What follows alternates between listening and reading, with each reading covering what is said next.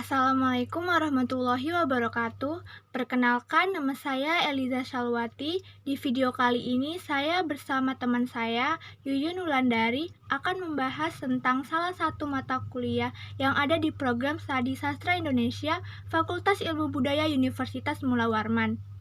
Namun sebelum itu, saya akan membahas terlebih dahulu tentang Fakultas Ilmu Budaya Universitas Mula Warman, khususnya program Studi Sastra Indonesia.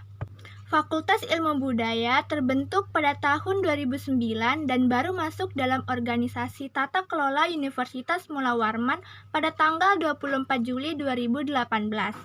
Fakultas ini merupakan fakultas ke-14 di Universitas Mula Warman.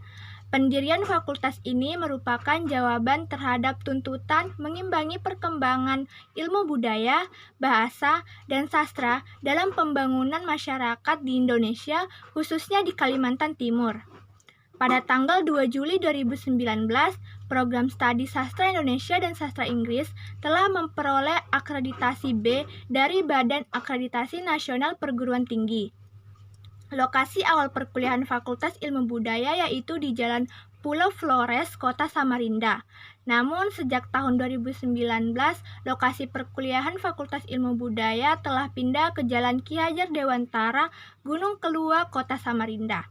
Sampai saat ini, Fakultas Ilmu Budaya Universitas Mula Warman memiliki 3 program studi, yakni Sastra Indonesia, Sastra Inggris, dan Etnomusikologi. Program Studi Sastra Indonesia merupakan bidang ilmu yang mempelajari tentang kesusastraan, meliputi karya-karya sastra seperti puisi, prosa, cerita, novel, naskah drama, dan karya sastra lainnya dalam bahasa Indonesia.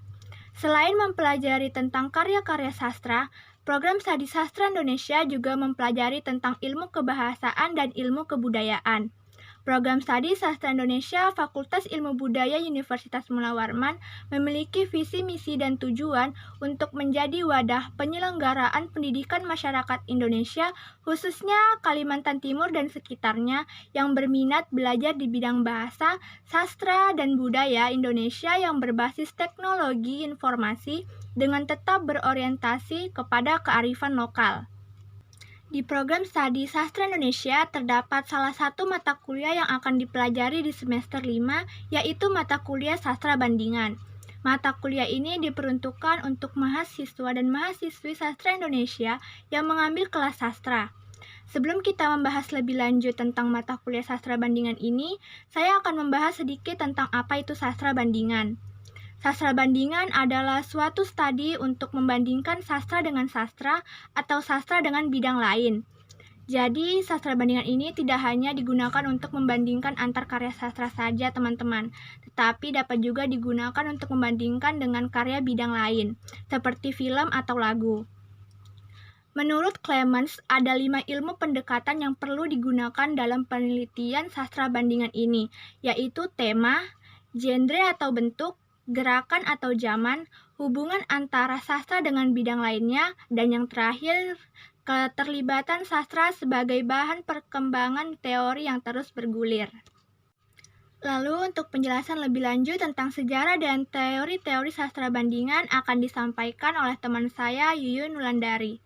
Assalamualaikum warahmatullahi wabarakatuh. Di sini saya akan menjelaskan tentang sastra perbandingan.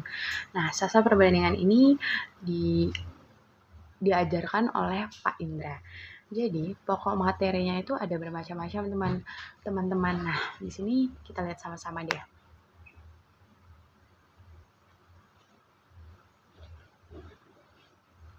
Oke, itu dia tadi pokok-pokok materinya. Yang pertama, saya bakal menjelaskan atau membahas tentang sejarah sastra banding. Nah, sastra banding ini pertama kali muncul konon katanya di Eropa. Lalu muncul artikel lagi nih. Artikel ini menyebutkan bahwa pada awal abad ke-19 telah muncul studi sastra perbandingan Perancis. Nah, bedanya itu cuman ada di studi. Sedangkan yang di Eropa itu hanya menyatakan sastra perbandingan pertama kali muncul di Eropa. Nah, sedangkan yang di Prancis itu dia menggunakan kata studi, teman-teman. Jadi, Di sini bisa kita lihat perbedaannya hanya di kata-kata studi. Jadi sejarah sastra perbandingan ini sendiri memiliki 2 tempat lahirnya, yaitu pada abad ke-19 muncul di Eropa, dan pada abad ke-19 juga telah muncul studi sastra perbandingan di Perancis, teman-teman. Nah, yang kedua kita akan membahas tentang teorinya nih. Teori sastra itu adalah teknik analisis yang mempelajari hubungan timbal balik. Nah, timbal balik ini yang dimaksud itu karya sastra dari 2 atau lebih kebudayaan nasional yang biasanya berlainan atau berbeda bahasa. Jadi misalnya nih, di Indonesia nih bahasanya begini, di Eropa nih bahasanya begini. Lalu muncullah kebudayaan nasional gitu, teman-teman. Terus pengaruh. Nah, di dalam teknik ini juga berpengaruh untuk karya sastra. Yang satu terhadap karya sastra lainnya. Nah, itu sendiri tuh bakal ada dampaknya, teman-teman.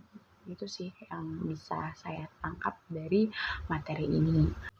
Selanjutnya mengenai mazhab kajian dalam sastra bandingan.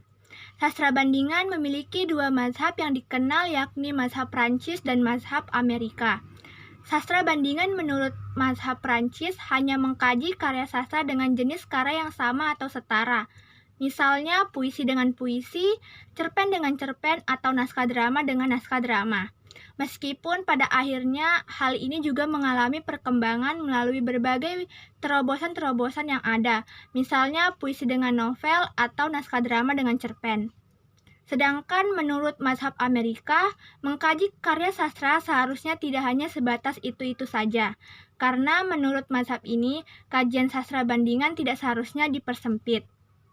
Dengan alasan inilah, mazhab Amerika memperkenalkan pengkajian perbandingan karya sastra dengan bidang lain, misalnya puisi dengan lukisan, puisi dengan patung, cerpen dengan lagu, atau puisi dengan seni arsitek.